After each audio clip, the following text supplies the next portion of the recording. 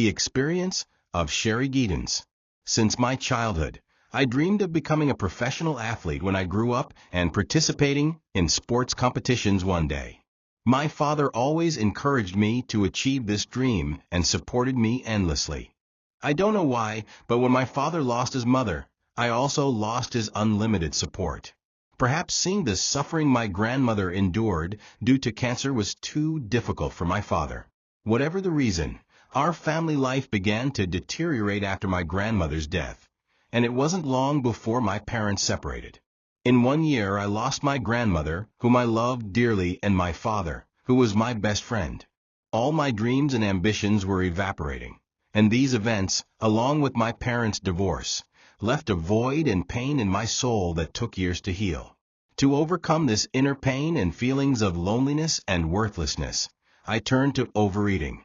I wanted to erase or alleviate my sadness and pain through the pleasure of food. On the outside, I still felt the need to gain the approval and love of others, to achieve my dreams, and to be seen as a professional athlete. However, on the inside, I saw myself as fat and ugly, and I quickly began to gain weight.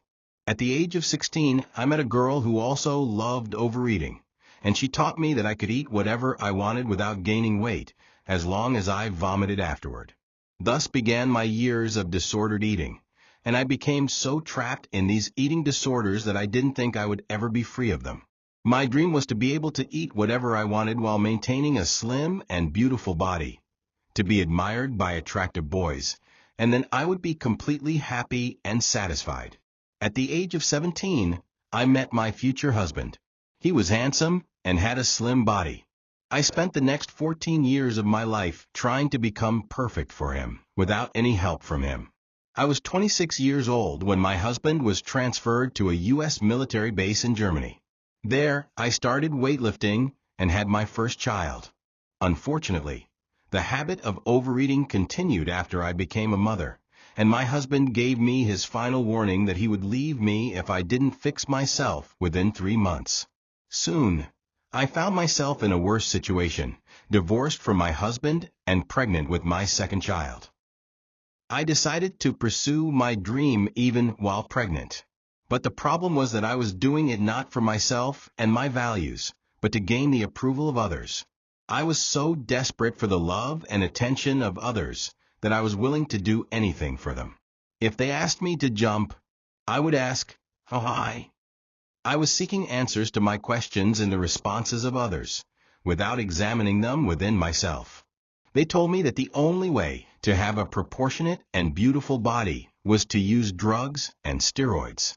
I believed it without realizing the truth, and as a result, I became even fatter and larger, while all I wanted was to be slim and attractive. Now, to curb my cravings, I turned to methamphetamine. I saw myself and the world through the eyes of others, not through my own. I became addicted to methamphetamine and almost completely stopped eating. But every time I looked in the mirror, I saw that fat woman, even though I was actually very thin. My mother saw me after 3 months and started crying, saying I had become like a skeleton. I didn't believe her and got angry at her too. Eventually, I moved to the city of Swogas to live there and managed to find a simple job as a fashion model, but I soon lost that too. Inside, I felt completely empty and lonely, and my enthusiasm for life turned into a deep darkness that I felt I would never be able to escape. My children couldn't understand what was happening to me. The smallest things in life became overwhelming. I always wished for death. What is the meaning of this world? Why are we here? Is there true happiness? I hated life and thought that everyone was plotting against each other. These were the constant dialogues in my head. I reached a point where I couldn't tolerate anyone, even my own daughter's voice, and I rarely left the house. The windows of the house were always closed and the curtains drawn, and I no longer had any desire to live. Gradually, strange things started happening to me.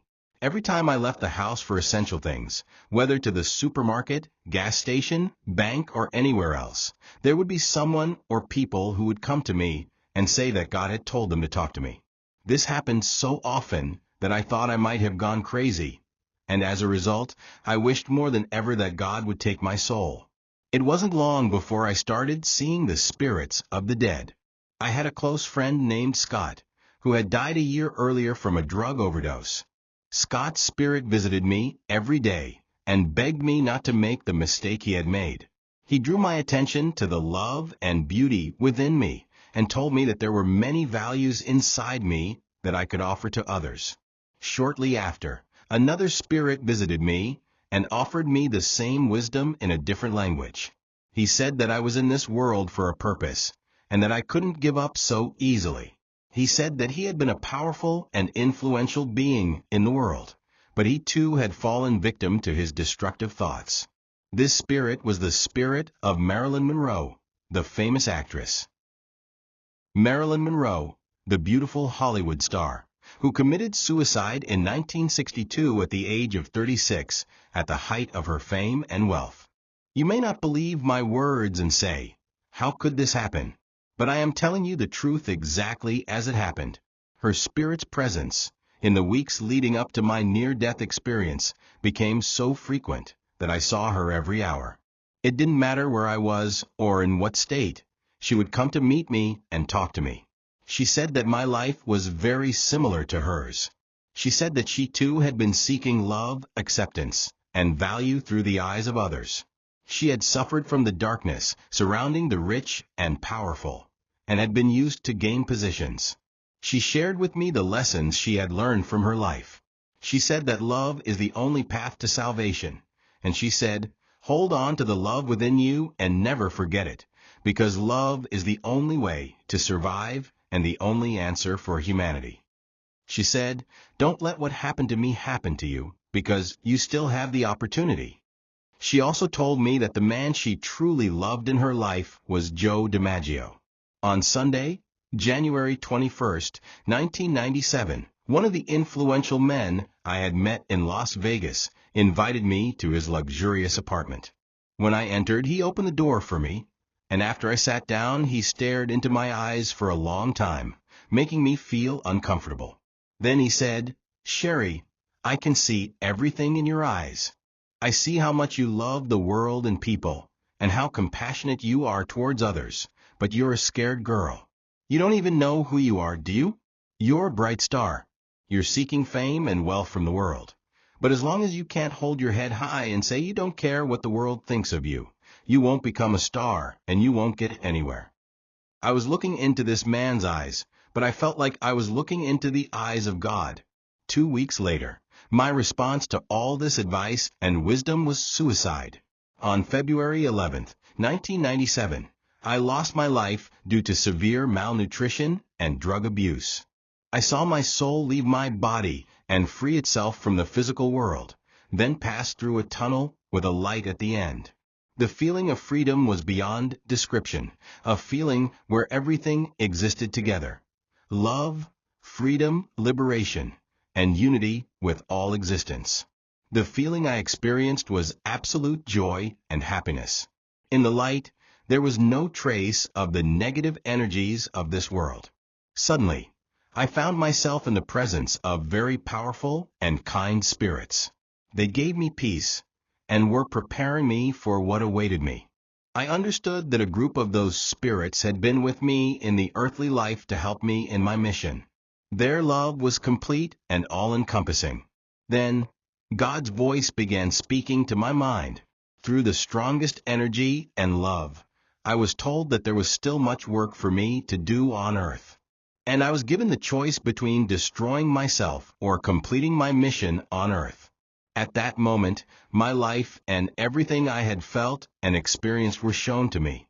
It is not the firewood and fire that burn us, but our judgment of ourselves. You will experience again every choice, love, enmity, and so on. And in the cases where you have hurt someone, you will feel all their feelings through their eyes. I was given the choice to stay there or return to earth and complete my mission. I was told that my mission on earth was very great, and I had been granted great mercy by being given this opportunity to return to earth and fulfill my purpose. At that moment, scenes from my future life were shown to me. It was like a dream movie, where the princess achieves all her wishes. I was told that I had to be a leader and healer for others to pave the way for them. In this movie, I saw a woman descending to earth to help others discover their inner abilities and values. This woman would appear on television and in famous magazines, and would influence the way society views women. She would travel to different countries to raise women's awareness and help them find the light of God within themselves. My greatest achievement would be establishing rehabilitation centers and helping women. I saw myself speaking in front of large audiences about the harms of drugs, malnutrition, overeating, and other issues. And I helped them discover their inner abilities. Then I was shown why we are here on earth. We are here to experience human material life. If it were about religion, each of us would wish that our religion was the right one. We are not here to fight and destroy each other. We are here to help each other grow and rise in love. I was told that I would leave a lasting impact on the world that would not be forgotten. Throughout my life, I had learned that if I made a mistake, the devil and the evils of my sins would chase me. There, I was told that sin and the devil are our own creations. Otherwise, our true essence is God, and we are divine beings, and God exists in each of us. God experiences with us everything we go through. The greatest gift given to us is the freedom to create our reality as we wish, to experience the greatest and highest manifestations of ourselves. Obviously, I chose to return to earth. The last thing I remember is that my soul began to descend towards my body. I was told, "You must help people understand that they must give freely of their existence to others." When I returned, despite the pain, I took responsibility for all my actions. I truly believed that what God had promised me would happen immediately, but it didn't. The people around me in life didn't understand my words and laughed at them, thinking I had lost my mind. Everyone left me, and I became completely alone. What I was experiencing was the opposite of what I had been shown. My malnutrition improved, but I became very fat, and within 2 months, my weight increased from 60 kilograms to 76 kilograms, and I also lost all my hair. In the end, I became homeless and lived on the street because no one in my family or relatives wanted to deal with me. I was not satisfied with the external circumstances or the internal feelings I had. This was very painful, but I had been given a gift that no person or thing could take away from me. Despite the difficult circumstances of my life, I felt in harmony with the tones of existence, and I went through many mystical experiences. For example, a week after my recovery, I was driving my car on a desert road heading to Las Vegas, and I got lost.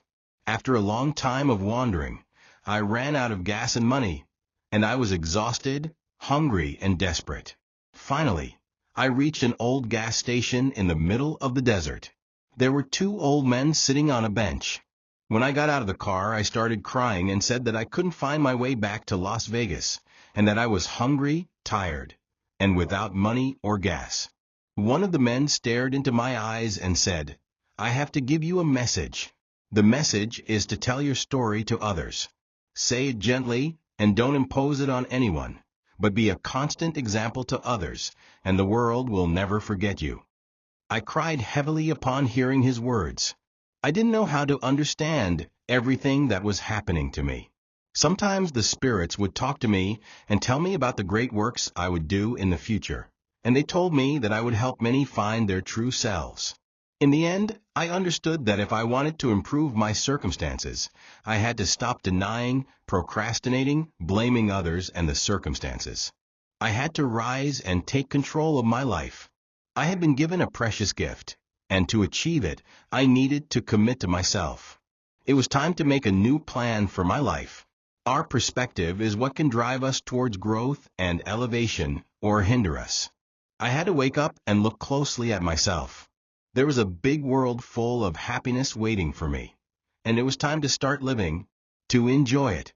I started looking at all my problems as a challenge, a battlefield, and an opportunity for growth and learning, not as something negative. Motivation creates movement, and movement means change and going to new places, not stagnation. My real battle was to stay steady on my goal. I started making my decisions based on my growth and elevation, not out of fear or need. I understood that change doesn't need a miracle like what happened to me. What we need is some faith and the decision to trust yourself, and the commitment to strive for change. We are designed to grow spiritually, intellectually, emotionally, and physically. If you think change is bad, you are actually poisoning your future. Remember, if you keep doing the same things, you will get the same results. I made a great effort to accept and love myself from within. It wasn't easy at all. I had to accept my flaws and mistakes as a human being, but at the same time see my value, abilities, and potential for improvement. I kept telling myself that I would overcome my problems or any other challenge in life. My true dream is to be a model and role model for women, and to help women and children realize that anything is possible at any age, if you believe it from the depths of your heart and trust yourself. When you prepare the necessary preparation, the teacher and the necessary circumstances will come to you. It has been 5.5 years since that experience happened to me.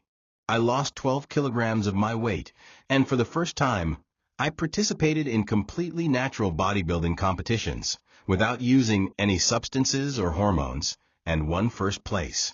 In 2004, I won first place in the Natural World Women's Bodybuilding Championships. In the end, I learned to always be myself in all circumstances, no matter the cost, to trust my high abilities, and to let my heart lead me in all circumstances.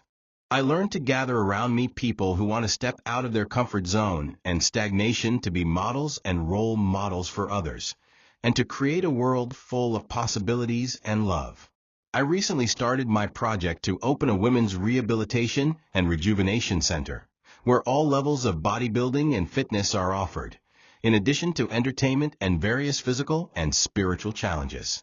Now I understand that everything that happened to me had a reason. I had to endure all this pain, then recover and grow to be able to deliver this message to everyone. I am not here to convince people to believe my story and message. I am here to tell them that there's hope, and to make them realize the opportunities and immense potential within them. I ask you to look into your hearts for a moment and realize that we are all at different stages of growth. How do you want to be a role model for others? If you had to leave the world today, have you achieved what you wanted? And so ends our journey today with those who returned from death, who revealed to us mysterious worlds and deep experiences that changed their lives forever. Are these worlds just imagination, or are they realities we have yet to understand? Share your opinions and experiences in the comments, and don't forget to subscribe to the channel and activate the bell to receive all new updates. See you in future episodes full of secrets and mystery.